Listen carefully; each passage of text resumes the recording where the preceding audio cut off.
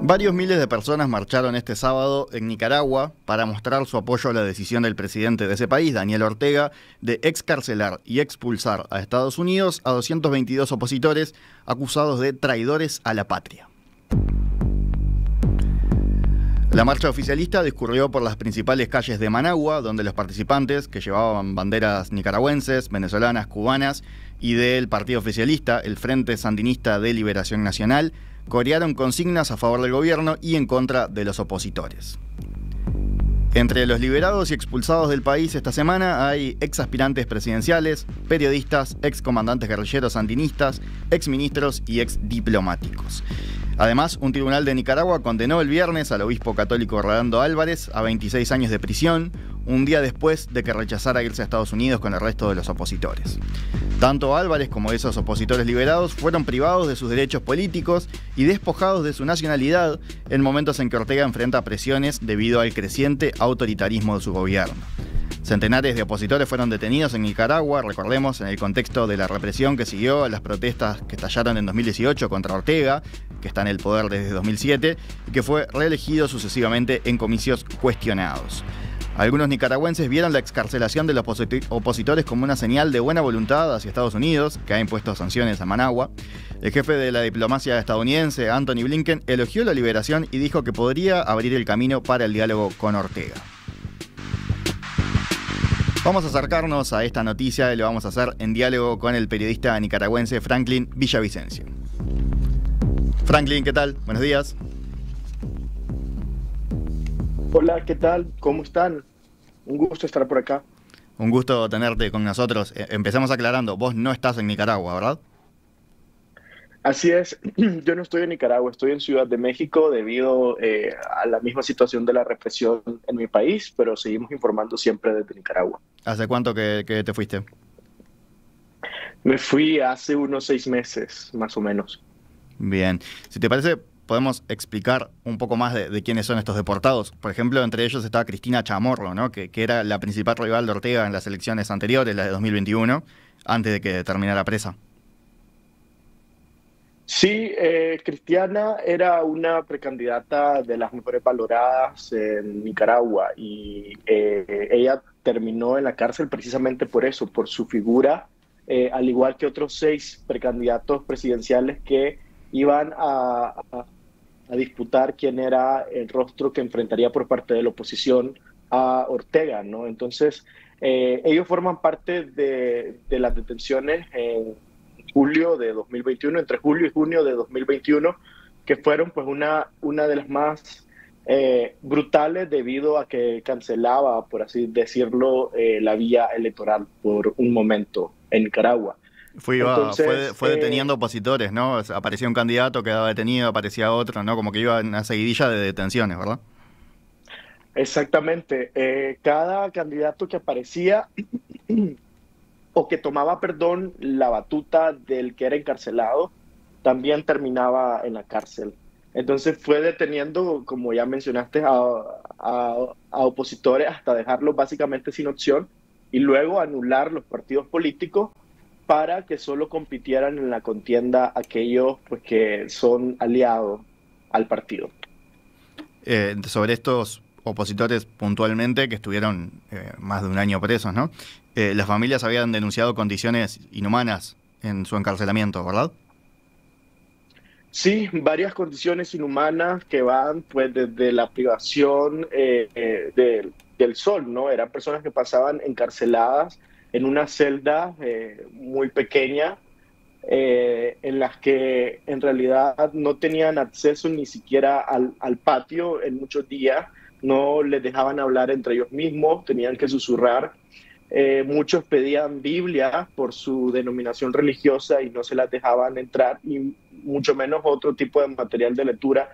Entonces estaban en condiciones muy terribles en esas cárceles de Managua, sobre todo en la de auxilio judicial que se conoce como el Chipote, que es una cárcel ubicada en una loma un poco alejada del centro de la ciudad y sobre todo con mucho calor. Managua es un lugar donde las temperaturas no bajan, por decirlo, de los 34 grados, entonces esas celdas son en realidad un infierno total para estas personas. Franklin, ¿y por qué se libera específicamente a estos 222? Porque bueno, los opositores se puede entender, al resto de los que fueron seleccionados, que también eran figuras prominentes, o por qué se elige específicamente a estos? ¿Son todos los que estaban Sí, presos, los opositores presos, o quedan algunos todavía recluidos? son en su mayoría casi todos los que estaban presos, incluso desde las protestas de abril de 2018. Todavía quedan más de 30, el número va como por 35, 38 que todavía quedan en las cárceles, según han registrado las organizaciones. Pero esta liberación no está del todo clara, ¿no? Solo tenemos un poco los hechos que hemos escuchado en los últimos días. Uno de ellos es que fue una decisión unilateral del gobierno hacia Estados Unidos, pero el análisis que se hace es que no hay nada que sea de una buena intención que pueda venir del gobierno. Creemos que eh, se ha logrado tener la atención de Estados Unidos y las frases como vos bien ya mencionabas al inicio del segmento, ¿no? Que hay una disposición al menos a entablar un diálogo. Aunque Ortega haya dicho que él no pidió nada, pero sí al menos tiene la atención y ya es un interlocutor que puede sentarse a conversar con Estados Unidos, ¿no? Entonces, esta liberación probablemente se enmarque en ese sentido. No hay ninguna muestra de buena voluntad porque fueron desterrados de Nicaragua al rato de que fueron subidos al avión. El gobierno hizo una reforma constitucional en la cual decía que todas las personas condenadas por el delito de traición a la patria eh, pierden su nacionalidad nicaragüense. Entonces, estas personas entran en una especie de limbo, ¿no? Son como apátridas. Entonces, veremos en qué termina eh, cada, cada uno de ellos. Ya miramos que algunos países como España dijeron que podrían brindarle la nacionalidad, pero bueno, cada decisión creo yo que será tomada de acuerdo a las necesidades y a lo que tengan estas personas, ¿no? O sea, la reforma esta que mencionás fue una cosa express. Se pasó una reforma constitucional en muy poquito tiempo para lograr esto de poder despojarle la nacionalidad a estos opositores. Sí, totalmente, totalmente fue una reforma express. Reunieron a los diputados que no tenían sesión para ese día y la lograron hacer en 16 minutos, que yo creo que es un tiempo récord para reformar la Constitución. Es decir, un proceso que debería tomar muchísimas consultas, muchísimas controversias, sobre todo en la Asamblea en Nicaragua, fue tomada en 16 minutos. Yo creo que eso nos da una idea del nivel de control que tiene el régimen en cada uno de los poderes, ¿no? Sobre todo en el legislativo, donde la mayoría de diputados, o sea, la gran mayoría de diputados son del partido sandinista y en realidad no hay ninguna crítica ni ninguna discusión y todo lo que llega a la Asamblea simplemente se realiza, ¿no? Pero lo más curioso es que, según ha dicho Estados Unidos, esta acción, esta medida no fue informada. Es decir, no estaban al tanto de que estas personas también iban a perder su nacionalidad al tomar el avión, y mucho menos ellas, ¿no? Estas personas no estaban enteradas de esto, sino que fue algo totalmente después. Ya mencionabas algo de por qué se hizo esto. Desde el gobierno de Ortega, como decías, no se ha reconocido que haya habido un pedido de Estados Unidos o que se haya hecho con eso en mente, pero ya se estaba viendo un acercamiento o un intento de acercamiento de la administración Biden hacia Ortega. Hubo varios, creo yo, que incluso fueron anunciados por Estados Unidos en algún momento. Sabemos que el hijo de la pareja presidencial, Laureano Ortega, que es quien maneja los negocios del país a través de agencias y de instituciones del Estado de Nicaragua, quiso hacer algún tipo de acercamiento con Washington, pero que al final no se logró por razones que todavía desconocemos, ¿no? Yo creo que esto también está muy o concuerda más bien con los acercamientos que ha tenido la administración Biden con Venezuela y más tímidamente con Cuba. Entonces yo sí creo que hay como una especie de articulación como para tratar de mirar con qué nuevas medidas o con qué nuevos objetivos se pueden trazar hacia estos regímenes, ¿no? No sabemos qué va a deparar luego de este destierro, de esta deportación, como le llama el oficialismo, si habrán nuevas concesiones que tomará Ortega o si Estados Unidos levantará las sanciones, pero de momento lo que tenemos es que las medidas punitivas hacia el régimen a nivel internacional todavía siguen en pie. Es decir, todavía los funcionarios del régimen son sancionados o mantienen sus sanciones individuales en este momento. ¿Y qué interés puede tener Estados Unidos en tener más diálogo con Nicaragua? ¿En facilitar una salida hacia algo más democrático? ¿O por qué pensás que puede haber ese acercamiento? Yo creo que estaría más sentido o tiene más sentido más bien tratar de buscar una salida democrática a Nicaragua, ¿no?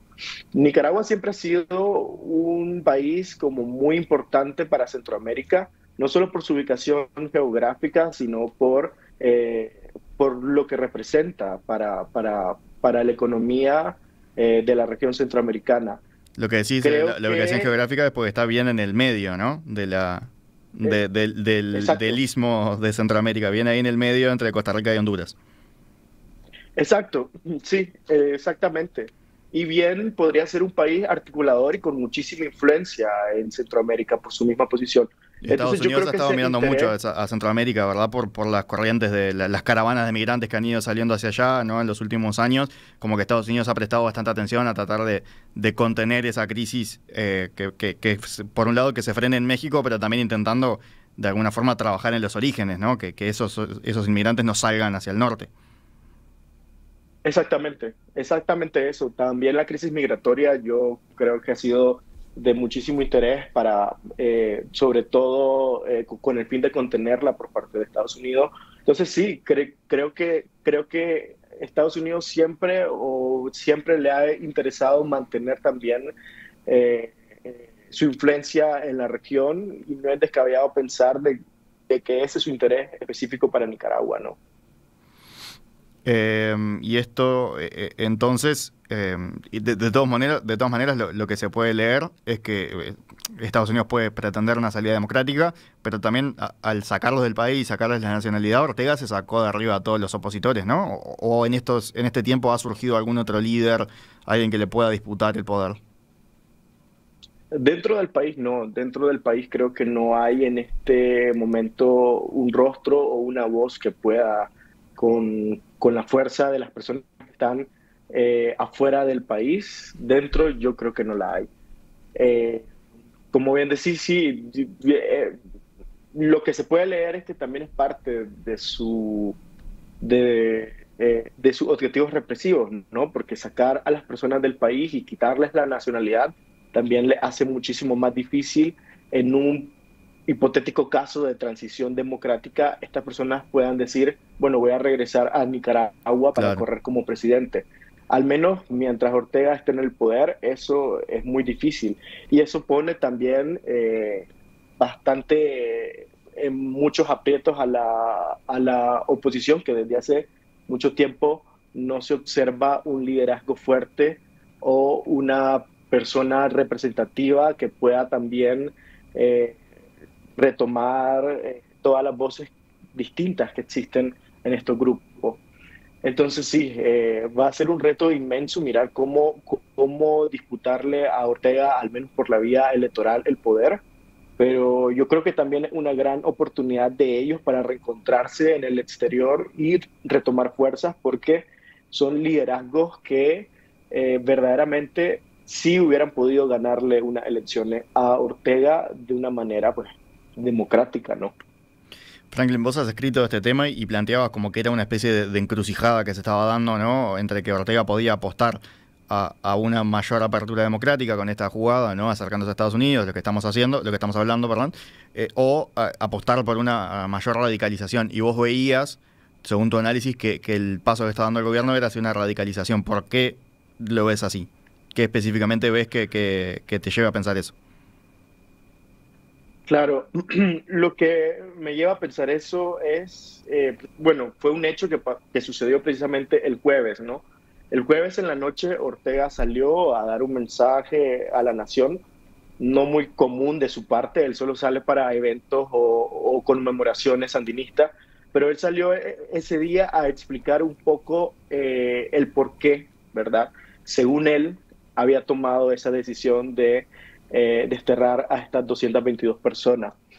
En el discurso no se identificó ningún indicio de que él en este momento eh, expresara algún tipo de cambio, ¿no? Se miró siempre como él suele hacer, bastante violento, bastante cerrado y sin la mentalidad abierta que podría llevar un proceso de transición. Entonces, mientras estos discursos, ¿no? de muy belicosos, muy violentos persistan, creo que es muy difícil podernos acercar a, a un cambio sustancial, al menos dentro de Nicaragua.